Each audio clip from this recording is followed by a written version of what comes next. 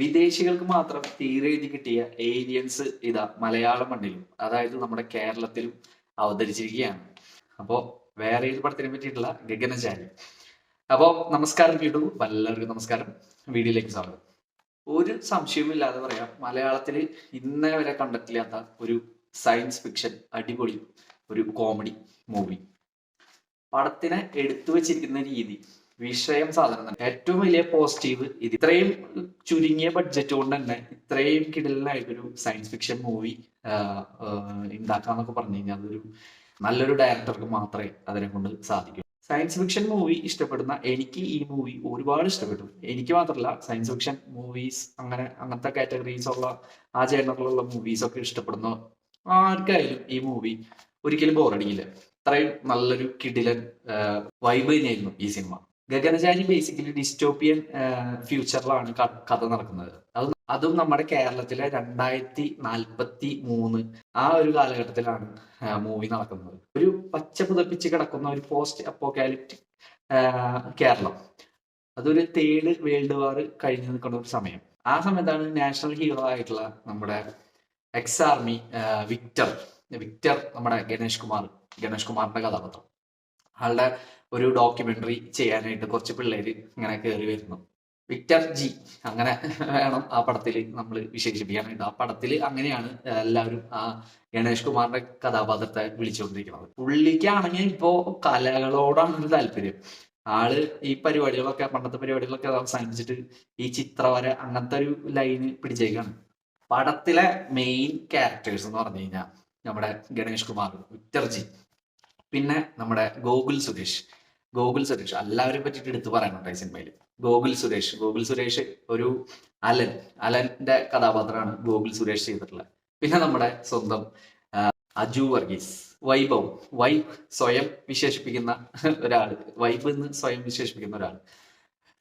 വൈഭവ് എന്നാണ് ആളുടെ കഥാപാത്രത്തിന്റെ പേര്. പിന്നെ അനാർക്കലി ഒരു ഏലിയൻ ആയിട്ടാണ് ഈ സിനിമയിൽ പ്രത്യക്ഷപ്പെടുന്നത്. പിന്നെ പടത്തിൽ പ്രധാനപ്പെട്ട ഒരാളാണ് നമ്മുടെ രാഘവൻ വേറെ ആരുമല്ല, ആർട്ടിഫിഷ്യൽ ഇന്റലിജൻസ് ആണ്, AI ആണ്. അത് നല്ല രസകരമായിട്ട് പടത്തിന്റെ ഉടനീളം ത്രൂ ഔട്ട് പടത്തിൽ ആളുടെ ഒരു പ്രസൻസ് നമുക്ക് കാണാൻ പറ്റും. ഈ പടത്തിലെ ഓരോ ഡയലോഗ്സും എന്തുകൊണ്ട് പറഞ്ഞു, അത് എന്തർത്ഥമാക്കുന്നു എന്നുള്ളതൊക്കെ നമുക്ക് കറക്റ്റ് ആയിട്ട് മനസ്സിലാവൂട്ടാ. അതാണ് ഇതിന്റെ എടുത്തു പറയേണ്ട വേറൊരു പോസിറ്റീവ്. ഇപ്പോഴുള്ള കുറെ പൊളിറ്റിക്കൽ സിനാരിയോസിനൊക്കെ കീറി ഒട്ടിച്ച് വെച്ചിട്ടുണ്ട് സിനിമയിൽ. ശരിക്കും നല്ല രസകരമായിട്ടൊക്കെ ചെയ്തിട്ടുണ്ട്. ഹ്യൂമറിനാണെങ്കിൽ ഒട്ടും ഒരു ക്ഷാമവും. എല്ലാവരും കട്ടക്കി ഇങ്ങനെ കൂടെ നിന്ന് അടിപൊളിയായിട്ട് ആ സിനിമ നല്ല ഗംഭീരമാക്കി തീർത്തിട്ടുണ്ട് എല്ലാവരും. എടുത്തു പറയേണ്ടത് അതിന്റെ സ്ട്രോങ് ആയിട്ടുള്ള ഒരു സ്ക്രീൻ പ്ലേയും സ്റ്റോറിയും തന്നെയാണ്. വിശ്വാസത്തെ മുറുകെ പിടിച്ചുകൊണ്ടാണല്ലോ ഇപ്പോഴത്തെ എല്ലാ പരിപാടികളും. അപ്പോ ഈ ഒരു സിനിമയിലും ആ വിശ്വാസത്തെ പിടിച്ചുകൊണ്ടാണ് ഈ ഏലിയൻസിന്റെ കാര്യങ്ങളൊക്കെ ഇതിൽ പറയുന്നത്. അതൊക്കെ നല്ല രസകരമായിട്ട് നമ്മുടെ സംവിധായകൻ നല്ല അടിപൊളിയായിട്ട് ചെയ്തിട്ടുണ്ട്. വിഷ്വൽ എഫക്ട്സ് പരിപാടികളൊക്കെ ഗംഭീരമായിട്ട് ചെയ്തിട്ടുണ്ട്. അത് ഒട്ടും ബോറടിപ്പിക്കില്ല കേട്ടോ സിനിമ. ത്രൂഔട്ട് തുടക്കം മുതലേ അവസാനം വരെ കോമഡി രംഗങ്ങളും എല്ലാം. പിന്നെ എന്നെ ശരിക്കും ഞെട്ടിച്ചത് എന്ന് പറഞ്ഞു കഴിഞ്ഞാൽ ഗോകുൽ സുരേഷ് അത് ശരിക്കും ഇതിന് മുന്നത്തെ കുറെ സിനിമകളൊക്കെ ഞാൻ കണ്ടിട്ടുണ്ട്. പക്ഷെ ആളൊക്കെ അതിനകത്ത് വലിയ ഭയങ്കരമായിട്ട് പിഞ്ചടിപ്പിക്കുന്ന കുറെ സാധനങ്ങളൊക്കെ ഇട്ടിട്ടൊക്കെ ആയിരുന്നു. പക്ഷെ ഈ ഒരു പടത്തില് അങ്ങോര് കുറെ കോമഡി സാധനങ്ങളൊക്കെ ചെയ്തു വെച്ചിട്ടുണ്ട്. അതൊക്കെ അന്യായ പെർഫോമൻസ് തന്നെയായിരുന്നു. അത് എല്ലാവർക്കും, അതായത് നമ്മൾ സാധാരണ യൂസ് ചെയ്യുന്ന കുറെ വാക്കുകളും കാര്യങ്ങളൊക്കെ തന്നെയാണ് ഇതിലെ കോമഡിയും കാര്യങ്ങളൊക്കെ. അതുകൊണ്ട് ഒട്ടും ക്രിഞ്ചടിപ്പിക്കാത്ത തരത്തിലാണ് ഇവർ കോമഡിയും കാര്യങ്ങളൊക്കെ കൈകാര്യം ചെയ്തിട്ടുള്ളത്. പിന്നെ ഗണേഷ് കുമാർ എന്റെ പൊന്നെ ശരിക്കും ഞെട്ടിച്ചു. ഗണേഷ് കുമാർ എന്റെ പൊന്നെ ത്രൂ ഔട്ട് പടം തുടക്കം മുതൽ അവസാനം വരെ ഒരു ജാതി പെർഫോമൻസ് ആയിരുന്നു. അടിപൊളി പെർഫോമൻസ് എന്ന് പറഞ്ഞാൽ അടിപൊളി പെർഫോമൻസ്, സൂപ്പർ ആയിട്ട് അഭിനയിച്ചിട്ടുണ്ട്. ഞാൻ ഇതിനു മുന്നേ ഇങ്ങനത്തെ ഒരു കോമഡി കൈകാര്യം ചെയ്തിട്ട് ഗണേഷ് കുമാറെ കണ്ടിട്ടില്ല. അത്രയും കിടലായിട്ട് ചെയ്തിട്ടുണ്ട്. പിന്നെ നമ്മുടെ അജു വർഗീസ് ഒരു സീൻ ഉണ്ട് അതിനകത്ത്. അതായത് ഓർമ്മ നഷ്ടപ്പെട്ടിട്ട് പിന്നെ കുറച്ച് പരിപാടികൾ കാര്യങ്ങളൊക്കെ പിടിക്കുന്ന ഒരു കോമഡി പരിപാടികൾ പിടിക്കുന്ന ഒരു രംഗങ്ങളൊക്കെ ഉണ്ട്. അതൊക്കെ ശരിക്കും തിയേറ്ററിൽ അടിപൊളിയായിട്ട് എനിക്ക് ആസ്വദിക്കാൻ പറ്റിയിട്ടാ.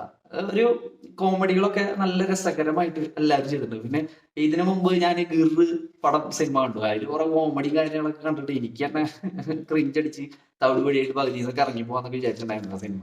പിന്നെ പടത്തിന്റെ ഒരു പകുതിയല്ല, ഒരു മുക്ക ഭാഗമൊക്കെ തീരുമ്പോഴാണ് നമ്മുടെ അനാർക്കലി വരിക. ഏലിയന്റെ ഒരു പ്രസൻസ് നമുക്ക് അപ്പോഴാണ് നമുക്ക് ഫീൽ ചെയ്യുക പടം. ആ ഒരു സൂപ്പർ നാച്ചുറൽ പവറുകളും കാര്യങ്ങളൊക്കെ പിന്നെ ലാസ്റ്റും അതൊക്കെ നമുക്ക് ശരിക്കും തിയേറ്ററിൽ തന്നെ ശരിക്കും വായിച്ചെടുക്കാനായിട്ട് ഗംഭീരമായിട്ട് സാധിച്ചിട്ടുണ്ട് സിനിമയിൽ.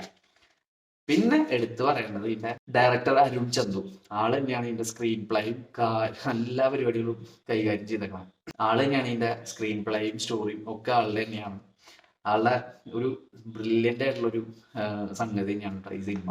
എല്ലാവരും തിയേറ്ററിൽ തന്നെ പോയി കാണുക. അത്രയും കിടലനായിട്ടുള്ള ഒരു ആ തരത്തില് എല്ലാവർക്കും ഇഷ്ടപ്പെടുമെന്ന് എനിക്കറിയില്ല, പക്ഷെ ആ തരത്തില് ആ ഒരു സയൻസ് ഫിക്ഷൻ മൂവീസ് അങ്ങനത്തെ റേഞ്ച് ആ ജേണറിലൊക്കെ സിനിമകൾ ഇഷ്ടപ്പെടുന്ന ഒരു ആൾക്കാർക്കൊക്കെ ആണെങ്കിൽ എന്തായാലും തീർച്ചയായിട്ടും ഈ സിനിമ ഒരു നല്ലൊരു എക്സ്പീരിയൻസ് തന്നെയായിരിക്കും തിയേറ്ററിൽ നമുക്ക് അനുഭവിക്കാൻ സാധിക്കുക. സിനിമാറ്റോഗ്രാഫി സുജിത് എസ്, പിന്നെ മ്യൂസിക് ചെയ്തിരിക്കുന്നത് ശങ്കർ ശർമ്മ. ആളൊക്കെ ആളുടെ പരിപാടികൾ അതെന്ന് പറഞ്ഞു കഴിഞ്ഞാല് ഈ സിനിമയിൽ മൊത്തം എല്ലാവരും നല്ല രീതിയിൽ ആവശ്യമില്ലാത്ത ക്യാരക്ടേഴ്സിനൊന്നും കുത്തി കയറ്റിയിട്ടൊന്നുമില്ല. പക്ഷെ ആവശ്യമില്ലാത്തവർക്ക് കോമഡിയും കാര്യങ്ങളും ഒന്നും ചെയ്തിട്ടില്ല. അതും വേണ്ട സ്ഥാനത്ത് വേണ്ട സമയത്ത് വേണ്ട പോലെ അവര് പ്ലേസ് ചെയ്തിട്ടുണ്ട്. അതാണ് ഈ പടത്തിന്റെ ഏറ്റവും പ്ലസ് പോയിന്റ് ആയിട്ട് എനിക്ക് കാണാൻ സാധിച്ചത്. അപ്പോൾ ഇത്രയൊക്കെ തന്നെ ഉള്ളൂ സിനിമയെ പറ്റിയിട്ട് പറയാനുള്ളത്. അപ്പോൾ കാണാത്തവരുണ്ടെങ്കിൽ തീർച്ചയായിട്ടും സിനിമ തിയേറ്ററിൽ തന്നെ പോയി കാണുക. ഇത്തരത്തിലുള്ള സിനിമകൾ ഭയങ്കര വിരളമായിട്ടാണ് നമ്മുടെ മലയാളം ഇൻഡസ്ട്രിയിൽ പിറക്കുന്നത്. അപ്പോൾ അത് തിയേറ്ററിൽ തന്നെ പോയിട്ട് അനുഭവിക്കുക എന്ന് പറഞ്ഞു കഴിഞ്ഞാൽ അതൊരു ഒരു പ്രത്യേക ഒരു വൈബ് തന്നെയാണ് ആ സിനിമ. അപ്പൊ എല്ലാവരും തിയേറ്ററിൽ തന്നെ പോയി കാണുക. അപ്പോൾ വീഡിയോ ആയിട്ട് കാണുന്നവരാണെങ്കിൽ തീർച്ചയായിട്ടും ലൈക്ക് ചെയ്യുക, ഷെയർ ചെയ്യുക, സബ്സ്ക്രൈബ് ചെയ്യുന്ന കാര്യം പരിഗണനയിൽ വെച്ചേക്കുക. അപ്പൊ അടുത്തൊരു വീഡിയോ ആയിട്ട് കാണാം. Tata, bye bye, see U.